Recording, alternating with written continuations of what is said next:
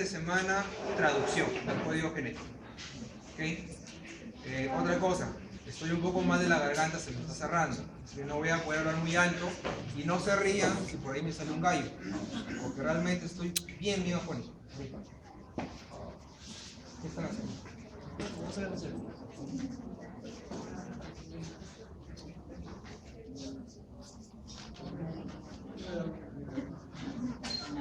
Me comentaban que ya han visto con la doctora Mirta lo que es estructura del ADN, ¿cierto? Entonces vamos a utilizar un poco de estos conocimientos para poder entender este proceso de replicación. Ustedes ya han visto lo que es la replicación del ADN en biología molecular. Entonces, ¿cuándo se da la replicación del ADN? La célula intentando que se replica su genoma.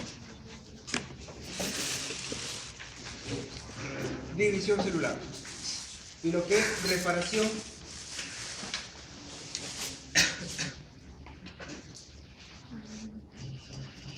a ver, se movió acá, ¿puedo ir acá?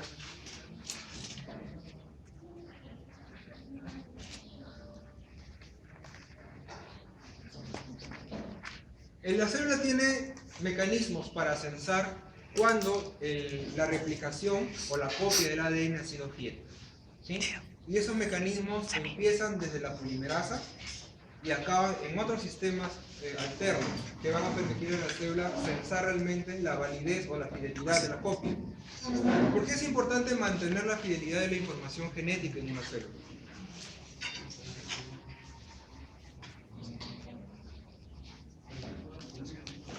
Para evitar las mutaciones. Entonces, empecemos diferenciando. ¿Cuándo hablamos de una mutación? ¿Qué es una mutación? Así, de la definición más simple que tengamos. Un cambio en la información del material genético. La pregunta es, ¿todas las mutaciones generan alguna alteración? La respuesta es no. Recordemos que los genes conforman alrededor del 1,5% de todo el genoma humano. Entonces hay un, ¿cuánto? 98,5% en el genoma donde aparentemente podría ser alterado sin ninguna repercusión. Sin embargo, estudios actuales indican de que toda esa cantidad de ADN que se creía que era ADN basura, actualmente tiene cierta función en la regulación de la expresión de los genes. Además, los genes están hechos de exones e intrones, ¿cierto? Y en los intrones, la mayoría de los intrones no mantienen ninguna información. Hay intrones que sí tienen información. Entonces empecemos desarrollando lo que es la replicación del ADN. Y tenemos que hablar de las propiedades.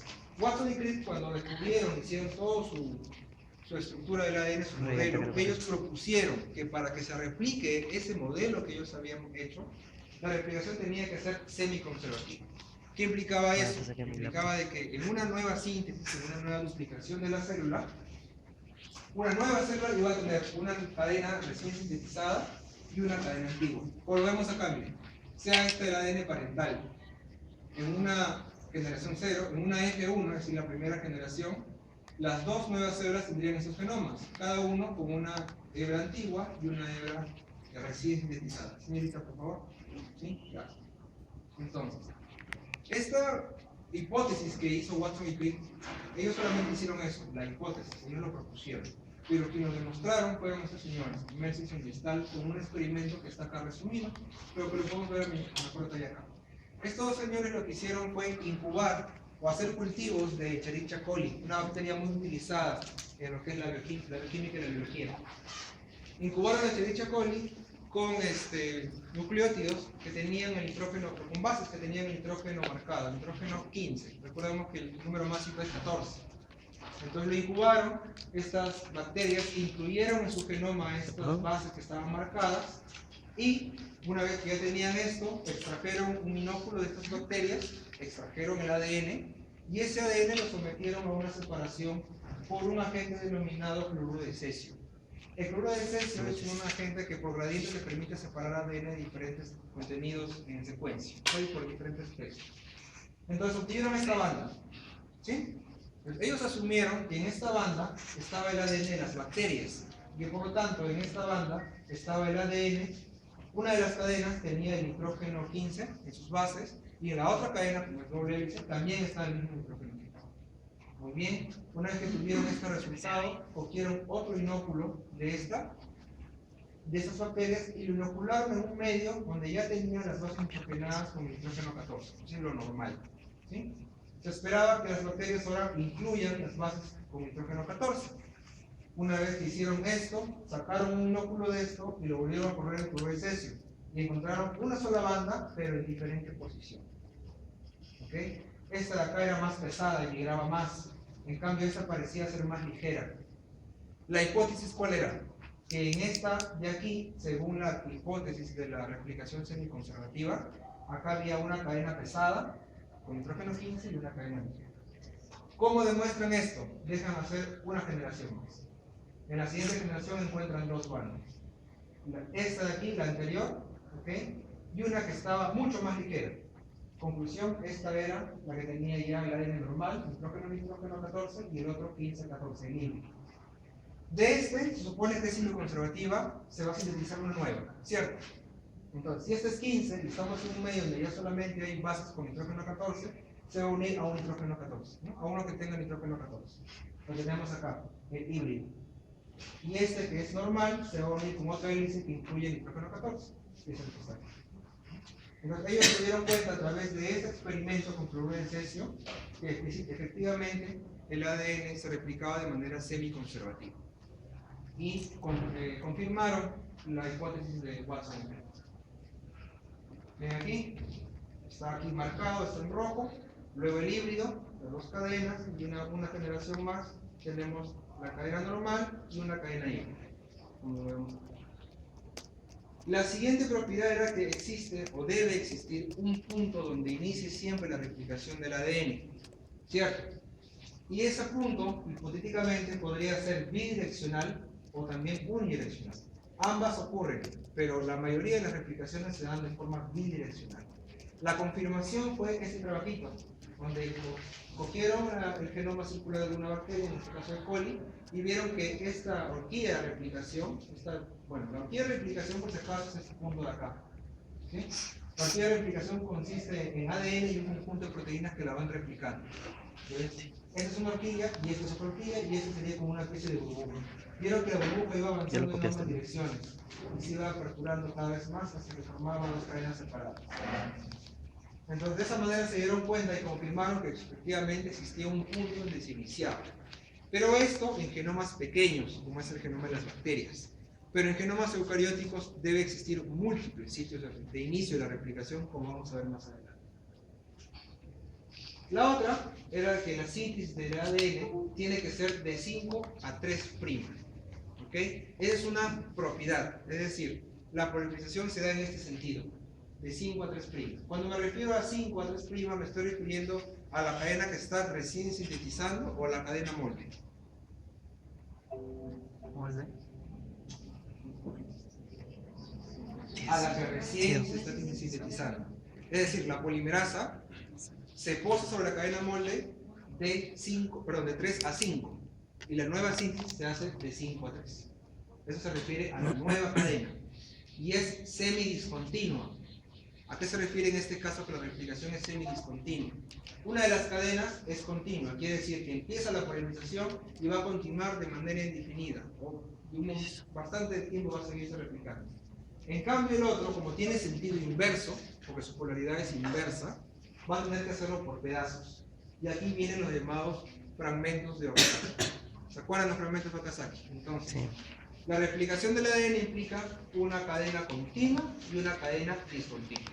Y acá tenemos la cadena continua, también llamada cadena continua o discontinua retardada. Y vemos acá un conjunto de proteínas asociadas. Todo esto constituye el llamado replisoma. ¿Ok? Vemos aquí, acá tenemos una polimerasa, aquí también tenemos otra polimerasa, en este caso es la ADN polimerasa 3, esta solo se encuentra en bacterias, ¿sí? Tenemos luego las proteínas SSB, que es la proteína de unión a cadena simple, mientras la helicasa, que está aquí, es la que va rompiendo los puentes de hidrógeno, haciendo cadena sencilla. La cadena sencilla que está aquí puede escindirse sobre sí, ¿okay? Formando estructuras. y eso hace que la horquilla de replicación se atasque. Entonces tiene que haber alguna proteína que relaje estas cadenas, se unan y las mantengan extendidas. Esa es la función de esta proteína, mantener el ADN extendido. Tenemos una topoisomerasa. ¿Cuál es el objetivo de la topoisomerasa? Mientras la helicasa va abriendo, la tensión de la hélice acá se va haciendo cada vez mayor. Entonces la topoisomerasa relaja esa tensión, ¿sí? Para que no haya problemas. Y luego tenemos una primasa. Esta primasa está aquí junto con la helicasa. Sin embargo, en eucariotas, la primasa es una subunidad de la DNA polimerasa. Lo vamos a ver después. Porque tenemos la DNA primasa G en bacterias. ¿Cuál es el objetivo de la primasa? ¿Se acuerdan?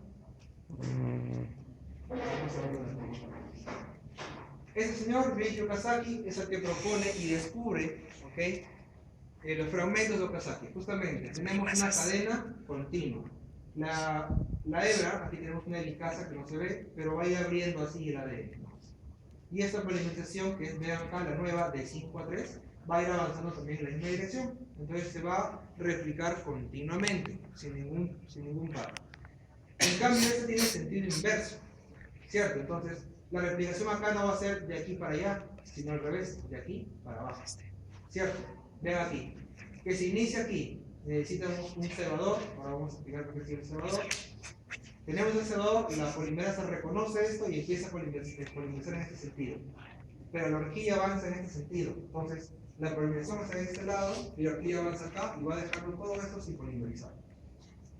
Entonces, hay que volverlo a polimerizar. Se coloca otro cebador y la polimerasa otra vez completa hasta acá. Pero la horquilla ya corrió y seguimos colocando cebadores y seguimos haciendo el mismo proceso.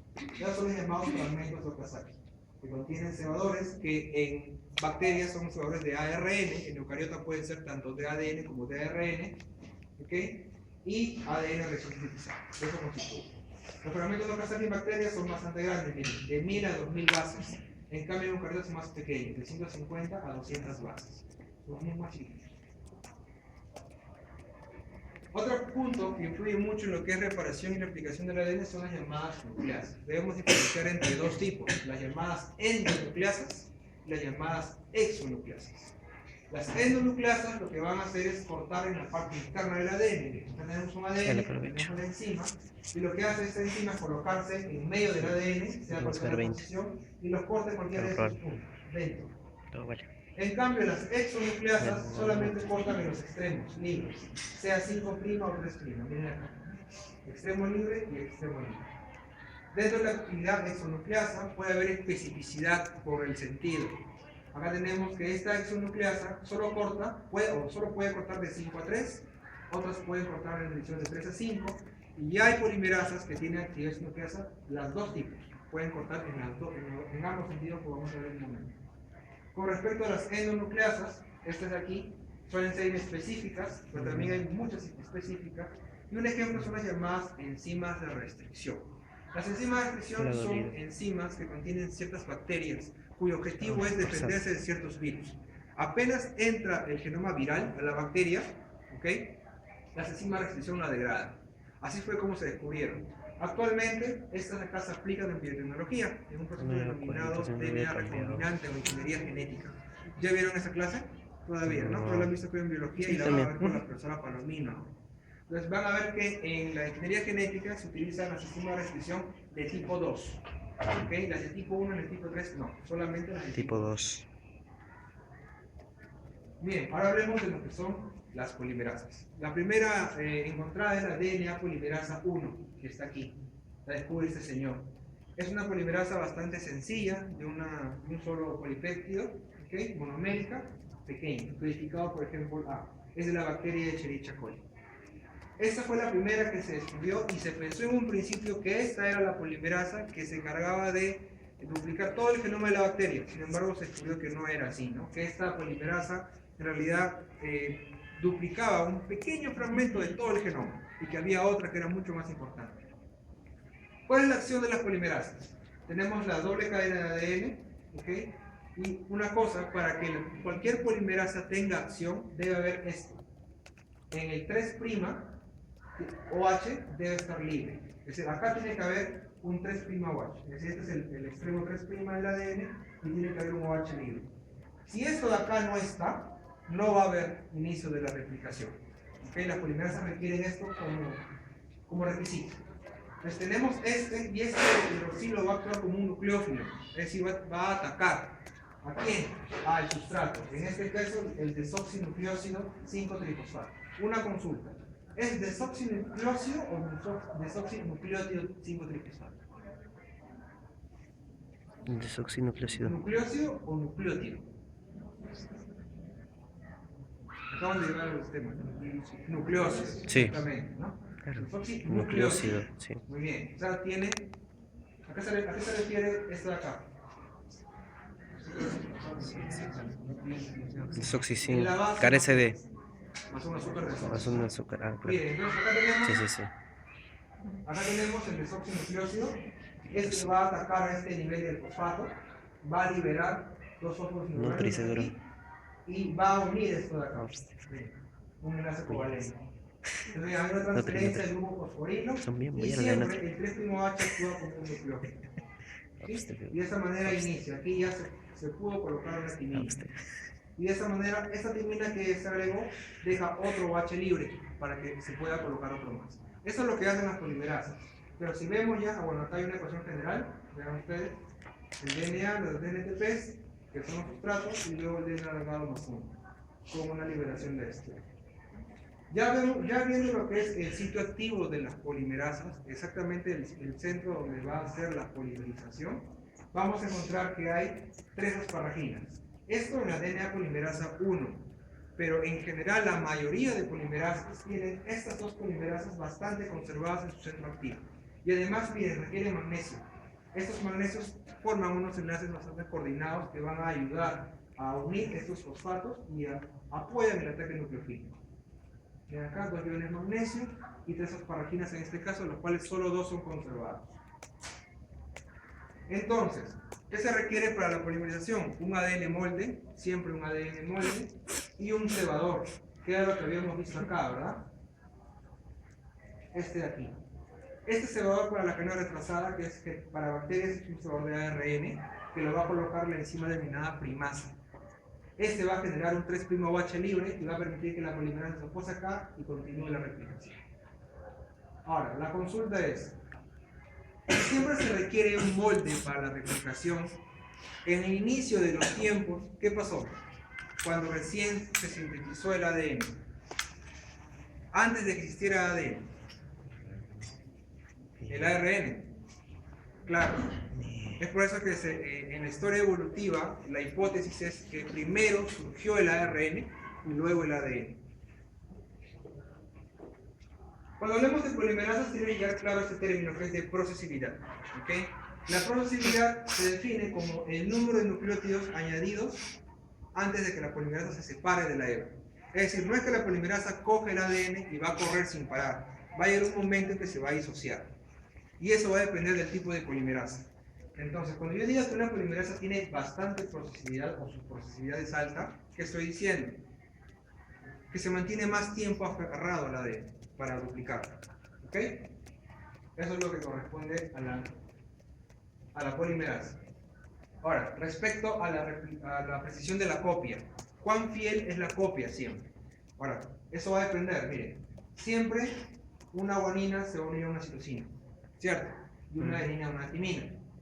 Ahora, esto no solamente es favorecido por la unión de puentes de hidrógeno, como ven ustedes aquí, ¿no? A ver, esto de acá, guanina adenina no está mal. Es lo que es una parte de una mutación. Lo veamos aquí.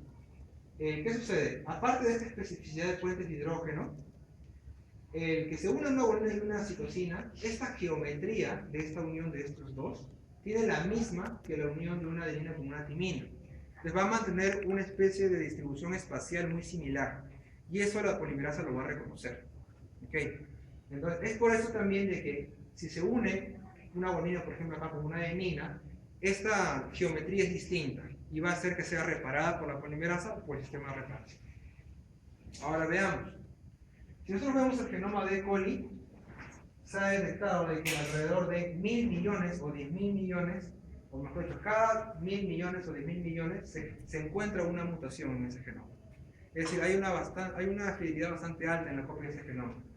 Pero si analizamos sus polimerasas, la fidelidad y la copia, estas solamente ejercen una fidelidad de 10.000 a 100.000. O sea, un error cada 10.000 o 100.000 copias, perdón, o bases. Entonces, miren la diferencia. Si nosotros vemos aquí, ¿eso qué implica? De que las polimerasas no son suficientes para podernos garantizar una adecuada copia de todo un genoma. Debe haber otros sistemas que estén sumando a esto, ¿no? Entonces, ¿qué es lo que sucede? Una de las cosas que sucede es esta, que las polimerasas tienen una subunidad con actividad exonucleolítica. Como lo vemos aquí, miren, esta es una polimerasa, esta de acá es el dominio de polimerización, y aquí tiene otro centro activo con actividad exonucleolítica, con actividad nucleasa. Cuando va avanzando la polimerización, puede ocurrir esto, miren. Acá hay una citosina que se va a unir a una adenina. ¿Bajo qué concepto? Todas las bases nitrogenadas pueden sufrir un proceso llamado tautomerización. ¿Lo vieron eso también? ¿Sí? La tautomerización entonces es normal. Si ustedes ponen una base nitrogenada en una solución, van a encontrar que la mayoría de esa base nitrogenada se encuentra en la forma normal y una pequeña fracción se encuentra en su forma tautomérica. ¿Okay? Si eso sucede, y justo el tautómero de citosina lo coge la polimerasa para agregarlo, el tautómero de citosina tiene afinidad ya no por la valine sino por la adenina, y la va a coger, y la va a colocar aquí. ¿Qué sucede? Cuando suceda esto, va a generar una especie de desbalance en la replicación, y la polimerasa lo que va a hacer es, de lo que estaba polimerizando con esta subunidad, y ha avanzado a ese punto, vean acá, la polimerasa va a retroceder, y al retroceder va a hacer que se exponga este mal apareamiento a la subunidad exonucleolítica. La va a escindir, ¿ok? Y una vez que la escinde, se expone un 3'H de la base anterior y continúa el proceso. Entonces, ¿qué quiere decir? Que estas polimerasas tienen un dominio a prueba de errores o de corrección de pruebas. Entonces, esto lo sumamos a la fidelidad de copia de la propia subunidad de las polimerasas. Entonces, ahora sumemos eso. El genoma de coli teníamos esta cantidad, y si sumamos ya la corrección de prueba que tiene la polimerasa, ya esto sube, ¿no? 1.000.000 a 100 millones. Sin embargo, todavía no alcanza la fidelidad que tiene el genoma. ¿Qué faltaría aquí sumarlo? ¿Cómo conseguimos que además de las polimerasas, el genoma esté bien copiado? ¿Cómo lo garantizamos?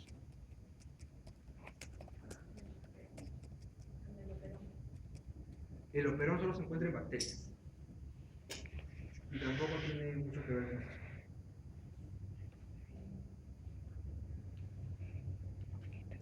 Sistema de reparación del ADN. Todos los fallos que se le escapen a la polimerasa van a entrar a sistemas de reparación del ADN, que son proteínas anexas. Una vez que pasa la polimerización, hay proteínas que censan qué daños hay o qué cambios hay, y los revierten. Pero siempre hay unos pocos que se les van a pasar. Por eso es que siempre hay un error cada cierta cantidad de bases. Muy bien, entonces las células en general cuentan con varios tipos de polimerasas, y un ejemplo es esta, la de E. coli. E. coli cuenta con 5. Acá en la tabla muestro 3. La más simple es esta, la DNA polimerasa 1, que ahí les había comentado, la DNA polimerasa 2 y la DNA polimerasa 3. Esta, la DNA polimerasa 3, es la principal polimerasa en las bacterias, la principal. Vean ustedes aquí, esos son los genes que la codifican, por ser para el caso de la DNA polimerasa 3. Y esto es muy importante, las actividades exonucleasas, de 3 a 5 y de 5 a 3. La DNA polimerasa 1 tiene ambas. Y es que la DNA polimerasa 1 también participa en los sistemas de reparación del ADN. Por eso también tiene esas dos actividades. Ahora tenemos la DNA polimerasa 3 de las bacterias. Vean todo el complejo que tiene. Esto de acá es el núcleo de polimerización. Alfa, un zeta y un épsilon. Estas tres conforman el núcleo de polimerización de la polimerasa. Esta de acá es la llamada unidad abrazadera, que son dos unidades beta. Lo que hacen es, por este agujito que está acá, pasa el ADN, como si fuera un hilo por una aguja. Y de esa manera mantiene. Y esto es importante. Yo que les había dicho respecto a la procesividad, que era cuando la cantidad de veces que se mantenía pegado a la polimerasa al molde, ¿cierto? Esta abrazadera le va a permitir que la procesividad de la polimerasa sea elevada. Si no hubiera esta abrazadera, basta que corra unos cuantos nucleótidos la polimerasa y se vuelva a despegar. En cambio, esta justamente abraza el ADN y la mantiene unida. Vean ustedes aquí, y acá tenemos lo mismo. Otra igual, unido por un sistema de unión de núcleo de polimerasa. Ahora, ¿por qué hay dos aquí? ¿Qué explicación puede tener? Una es para la cadena continua y otra es para la cadena retrasada.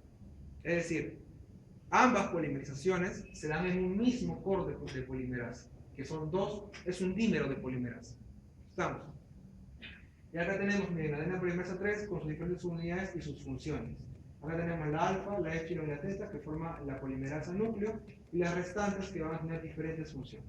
¿Ok? Digamos, pues acá tenemos eso, lo que les decía, ¿ven? Es todo un conjunto que está teniendo contacto. Aquí, estas partes del core tienen la cadena, acá le llaman adelantada, que es la continua, y esta que está unida con todo, tiene la cadena retrasada. ¿No? Esta beta es la unidad beta, que es la abrazadera que les decía, ¿ven? El ADN pasa por el medio y le permite agarrar al ADN para mantener la positividad. Esta es la helicasa, es una bacteria de la cadena B, y esta es la primasa de la bacteria, que genera un primer de ARN.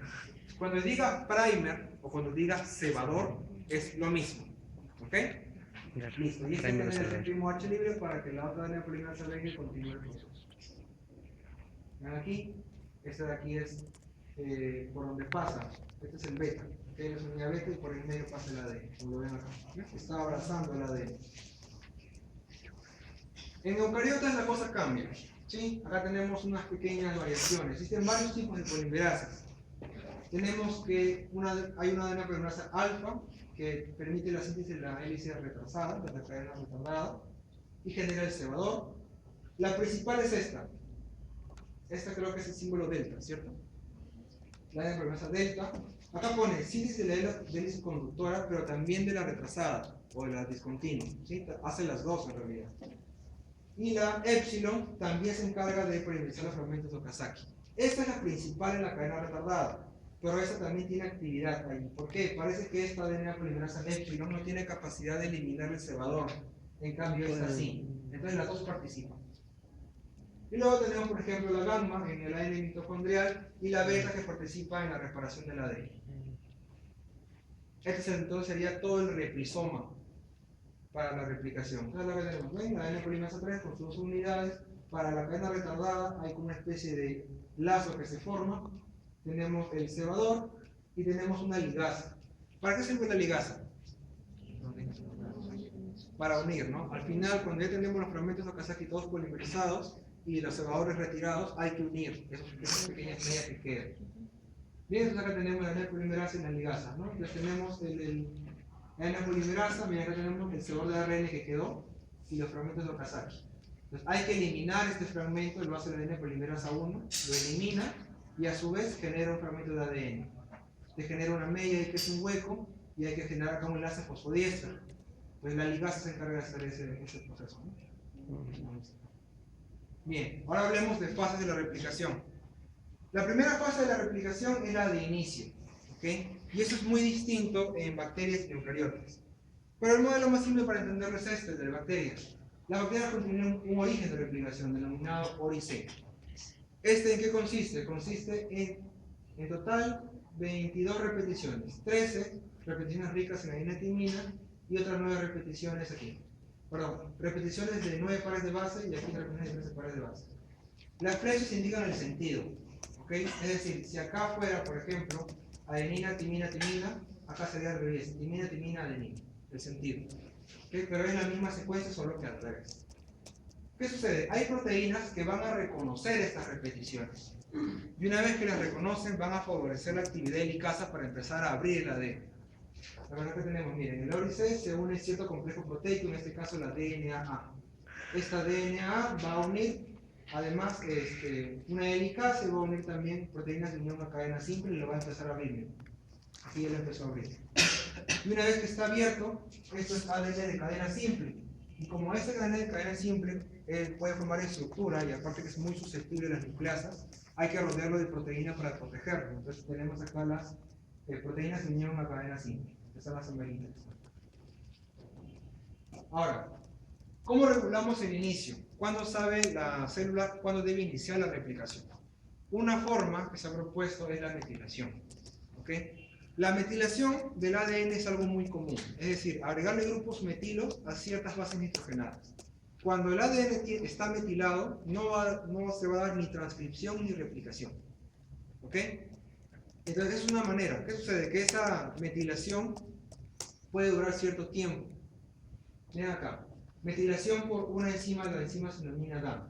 Este ADN está metilado, pasa un tiempo, se da la apertura, se genera la replicación. Al generar la replicación, la nueva cadena de ADN no está metilada. Va a pasar un pequeño tiempo, tal vez minutos, para que se metile. Varios minutos para que se metile.